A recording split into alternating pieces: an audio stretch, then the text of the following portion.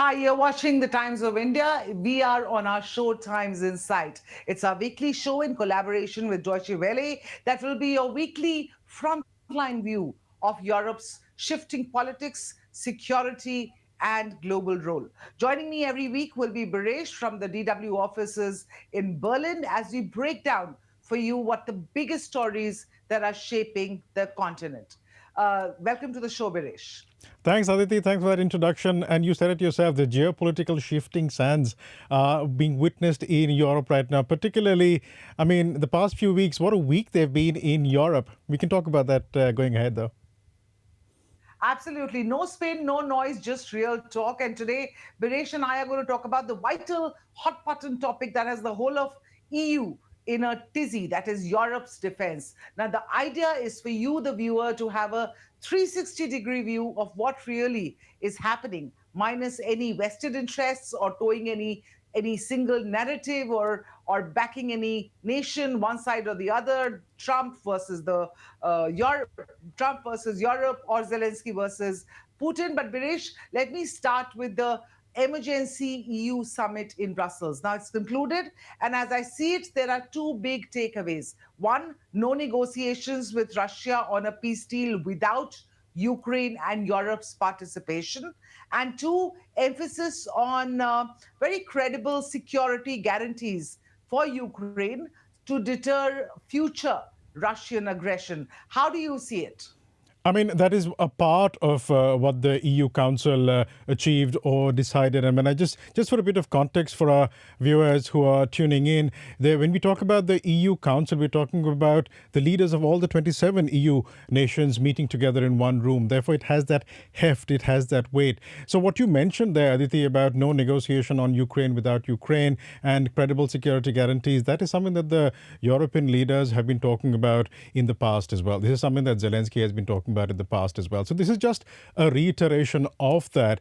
So, but what the EU Council was able to do was to throw up some numbers. When I say numbers, I'm talking about money, throw some financial numbers when it comes to the two biggest strands, the two main strands occupying Europe since at least the middle of February. And those strands are to do with Ukraine, that is in the immediate short term. And that is where, Aditi, what you mentioned about security guarantees and no discussions on Ukraine or no decisions on Ukraine without Ukraine. That was a part of that. And the second big strand, and this is the larger strand, is about European defense.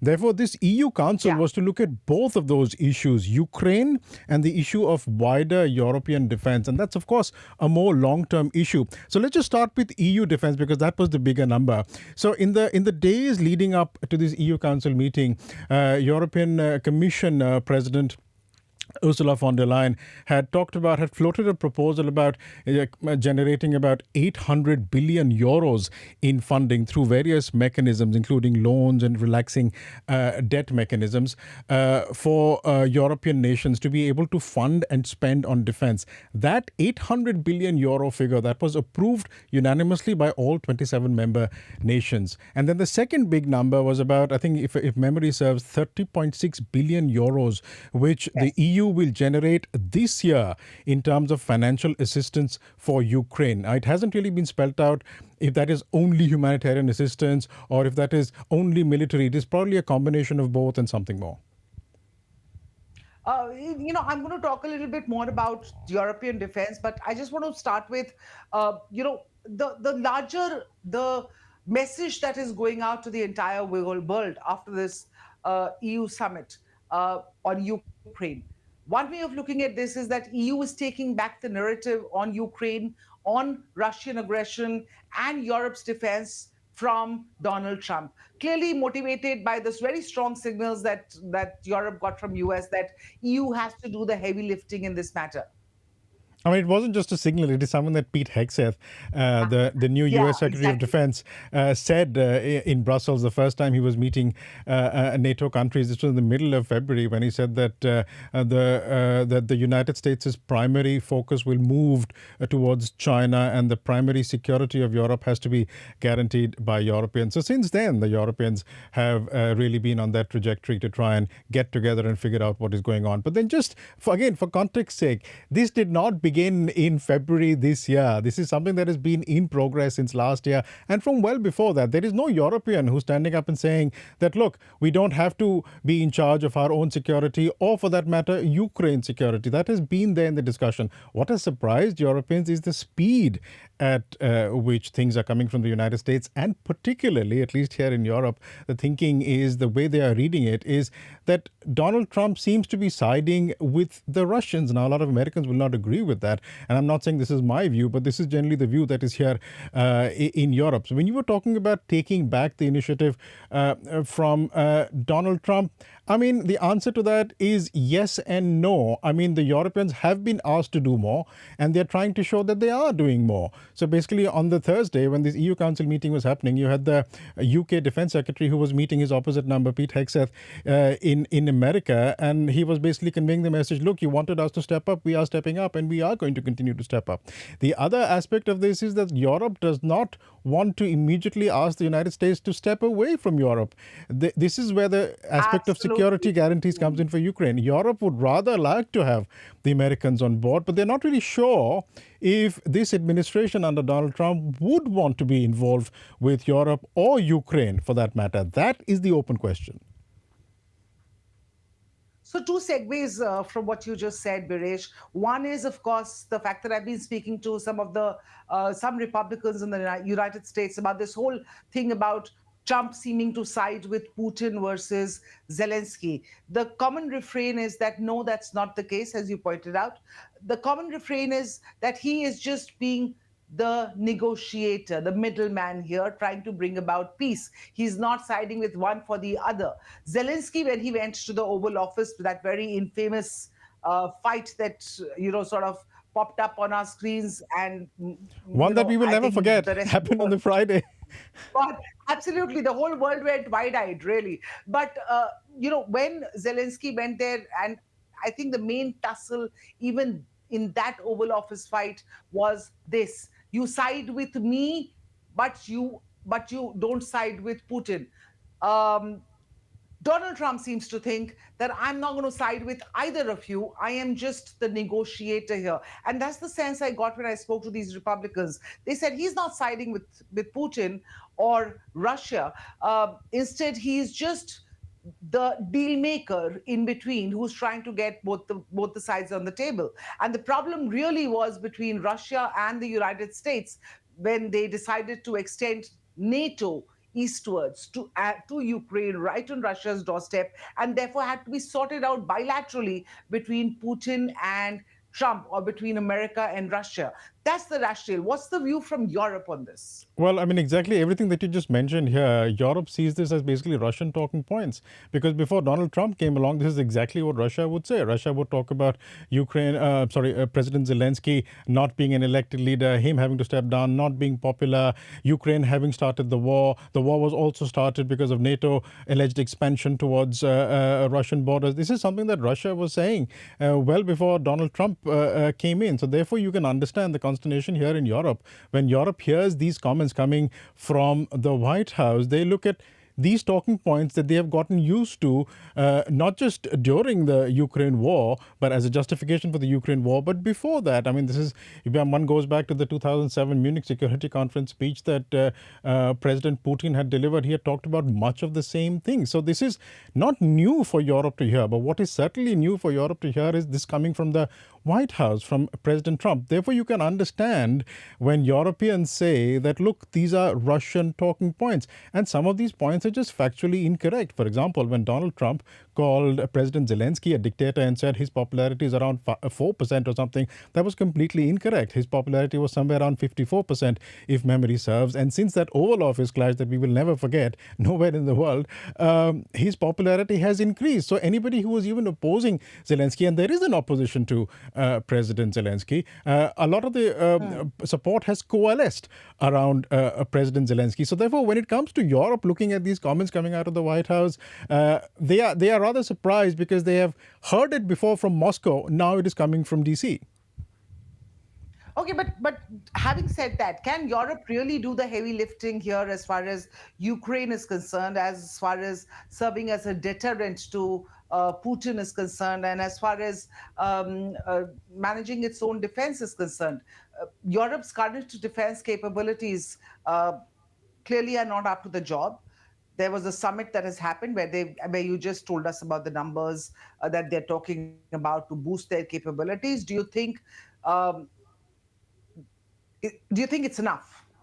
Well, I mean, clearly it is not going to be enough, but you need to start somewhere. But again, the whole issue of European defense should not be boiled down to just that figure of 800 a billion euros. That is just a starting bell. And what you're seeing across Europe is a commitment across different countries to increase defense spending. For example, here in Germany, I'm in Berlin, not too far from the chancellery and from the German parliament. The man who's going to be the next chancellor of Germany, he has coined the phrase whatever it takes. I mean, he didn't coin it, it was used before by Mario Draghi, but then he has used the phrasing whatever it takes to equip the Bundeswehr, that's the German armed forces. There is commitment like that across Europe. You have Keir Starmer announcing an initiative to try and provide missiles to Ukraine. I think it's about 1.6 billion And you pounds. have Macron, promising to extend the nuclear shield to the whole of Exactly, and Europe. maybe we can talk about the nuclear deterrence in a bit, because that is its own separate conversation. What I wanted to say is that Yeah. to answer your question directly, can Europe do the heavy lifting when it comes to Ukraine immediately in the short term, in the next 24, 48 hours? Of course not. It cannot replace American capabilities in certain areas, not all of it. It's not like Ukraine is completely dead in the water now that America has paused intelligence and military aid, that Ukraine is dead in the water. No. On the question of just military aid, Ukraine has stockpiles, and the Ukrainian prime minister and a lot of experts that we have spoken to, people I've also interviewed, are talking about a period of about 6 months before you can start feeling the shortages on the battlefield. Something that you will feel immediately in Ukraine is the intelligence sharing that comes from the United States, which helps provide targeting information and also information about incoming drones and missiles from Russia. That is going to be hard for Europe to fulfill. But France just yesterday offered its own intelligence to be able to do that. So Europe can step up to the plate. It won't be able to do it in the next 24, 48 hours. And therefore, all these meetings that are happening and all this financing that is talked about is a long-term thing that Europe is looking at. The other thing, European defense makers, I mean, if you look at the defense map of the world, defense manufacturers, a lot of the most well-known ones, and this is something that Indians will also be aware of, and you will also know, Aditi, a lot of them are based in Europe. You took a look at HTW submarines, for example, that come from Germany, again, made here in Germany. Rheinmetall, again, here in Germany. Then you have Thales, which is again opening a third plant in Northern Ireland after this recent announcement by the UK to provide LMM light multi-role missiles to Ukraine, about 5,000 of them. So all of them are based here. Capability-wise, Europe has the capability. What it has always missed is the funding. And the reason the funding has been low is because, well, the United States for 80 years has been the guarantor of security in Europe. And this is something that the United States has willingly done. And Trump has very categorically said he is not going to do it anymore. Correct. That's off the table as far as he's concerned. Yeah. So that means Europe does have to step up. The problem you pointed out, absolutely right, is the funding part of it. Collective funding is something that Macron spoke about at the Brussels meeting. Do you think that that is the solution to this problem? Because each each nation's, on its own, trying to cross that defense barrier, or it may not do it, but a collective, unified funding and a unified military force, is that a possibility in the near future? Let's just pass this out. There's a number of things over here. So when you're talking about individual spending on defense from the constituent European nations, a lot of those constituent European nations are members of NATO. That is where the whole 2% of GDP spending limit comes in. And that is what a number of European nations want to revise as part of NATO, which is a transatlantic relationship that has underpinned European security. And it's worth emphasizing transatlantic because you have the US and Canada, which are not European members, but are members of NATO, but guarantee European security. So when it comes to individual national contributions, people look at it from the lens of NATO and that spending of GDP, because that is a system that already exists. When it comes to a unified European response and the question of, for example, joint procurement or joint funding, there is elements of joint procurement that people are talking about. So essentially, so that not every country buys, I don't know, heavy lift capability, or every country invests in intelligence capability or air defense capability. But certain countries do one part of this, the other countries do this part of this, and together it contributes to European defense. And that is what is the principle of this whole Sky Shield that has been proposed for Ukraine, in which 120 aircraft or something from joint European nations would patrol Ukrainian skies and keep it safe. It is worth pointing out these are not going to be NATO aircraft flying under the NATO banner if this plan is accepted, but these will be European aircraft, right? There is a difference there. Yes, but then tell me something, Biresh, and that I think our viewers would also be asking this question after what you just said. Most of the funding, defense funding, is now as part of their NATO commitment, right?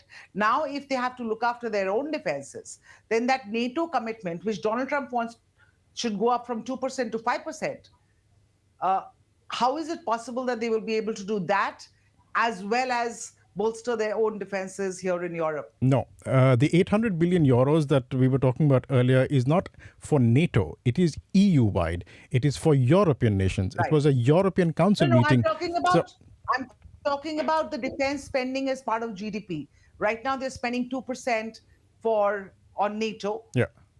Trump wants that to go up to 5%. Plus, there is this additional spending that they're going to be doing in Europe for their own defense. All this spending that are restricted.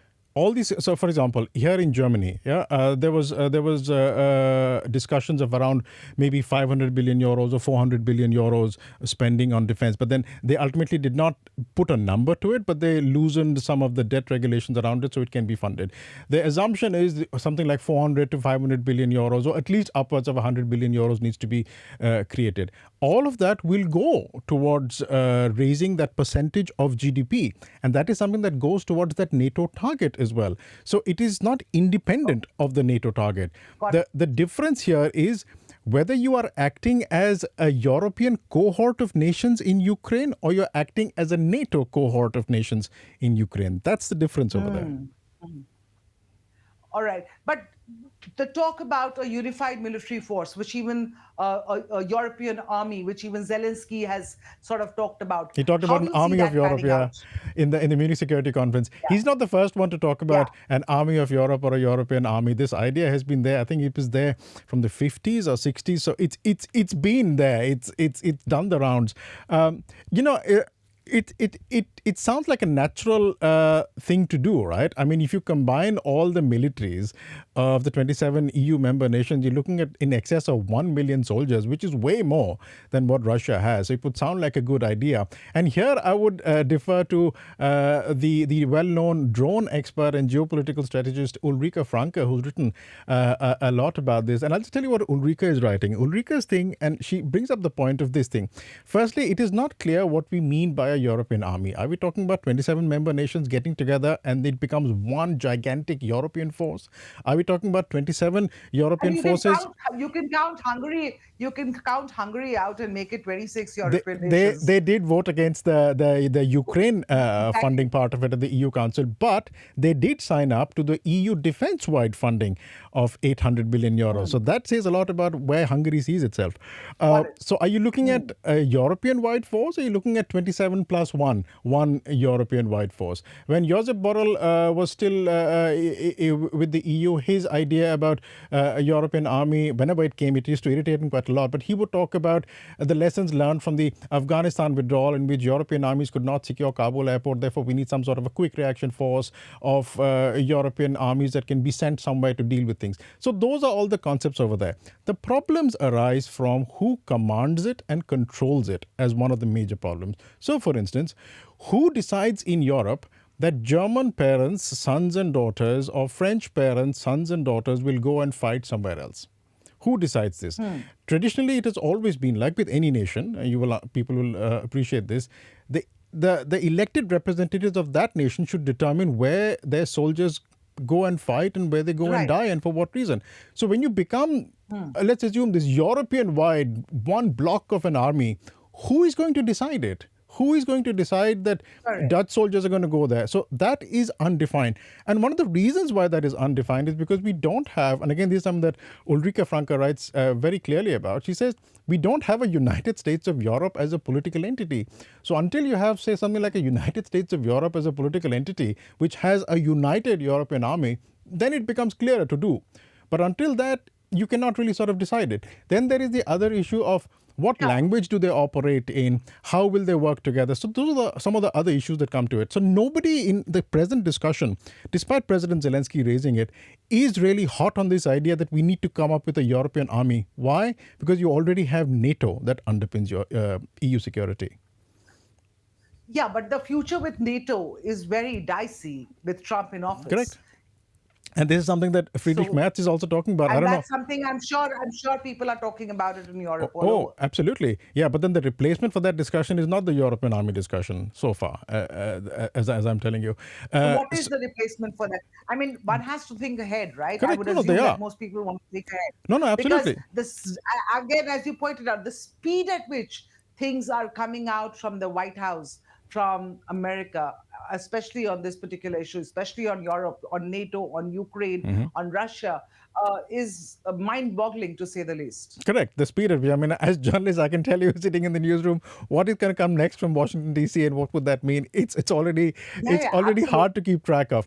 But yes, you're right. Europe is thinking ahead, and the European army is not one of those conversations that are being had with great seriousness. The question is the future of NATO, and the earnest answer here is nobody knows. The Europeans would like for the United States to remain involved with NATO. They would like for the United States to remain involved with Ukraine as well. But they just don't know if that is going to be the case. And even if tomorrow the White House or the Trump administration says, you know what, our commitment to NATO is ironclad, Article 5 exists, and we will respond to it, nobody in Europe knows if, when push comes to shove, America under Donald Trump will actually answer that call. Therefore, all this. I'm sure even Donald Trump does not know the answer to that question right now if you Who would knows ask the him. mind of Donald Even he Trump? won't know Aditi, because who knows the mind of Donald exactly. Trump? Whoever knows the mind of Nobody. Donald Trump I think has seen the even Trump future. doesn't know what he's going to do next. So on that note, I just throw a last if you can give me a two-line answer, the Russian threat. I know it's not a two-line answer question, I'll but do my best. still, Yeah. the Russian threat, the Russian threat for Europe. Yeah. Zelensky at the Munich Security Conference very clearly lay out that the Russian military is active. It's assembling. Let's say by in the next few months, it's not just Ukraine on their target. The whole of Europe is the cynosure of Putin's eye, so to speak. How big is the Putin threat in the minds of European leaders? It is the Is biggest it threat. that big that they are? How? Yeah, but why? Well, the simple answer is Russia is spending nearly about 10% of its GDP on defense. And so he's building up an army. He's going to use it somewhere. And also go back to and it's not a two-line answer, I'm sorry, but then Vladimir Putin talked about essentially a Russian imperium. And if you go back to that idea, then a lot of the Baltic states, for example, should not exist. And Vladimir Putin would want to annex them. What about Poland, which is on the eastern flank right next to Ukraine, which has been under Russian occupation in the past? Why would Putin not attack over there? We just don't know. And that is why President Macron, for example, talked about a Russian threat. It is a clear and present danger, to use the words of EU Commission President Ursula von der Leyen, although she did not name Russia in that sentence. But there is a clear and present danger, and President Macron has talked about a Russian threat. Europe sees Russia as a very, very big threat, even though J.D. Vance might see it differently. Not just J.D. Vance. Trump has also called the Russian threat a hoax. I, So the reason clearly, I said Europe does J.D. not Vance, see it that because way. in Munich, J.D. Vance was saying that the biggest threat doesn't come from Russia, but comes from within But Europe. from And within European Europe. democracy Yeah, is the biggest threat to absolutely. I Europe hear you. Yeah, and that was one speech I think which went viral as not just well. across Europe but across the world. But thank you so much for your time, and we hope to see you in the next edition, viewers, for some very straight talk without any spin, just two journalists talking to each other about what's happening and trying to give you a 360-degree view of whatever the burning issues in Europe are. Thank you for your time. Thank you, Biresh, for joining us. Thanks, Aditi. Thanks, viewers. Bye bye.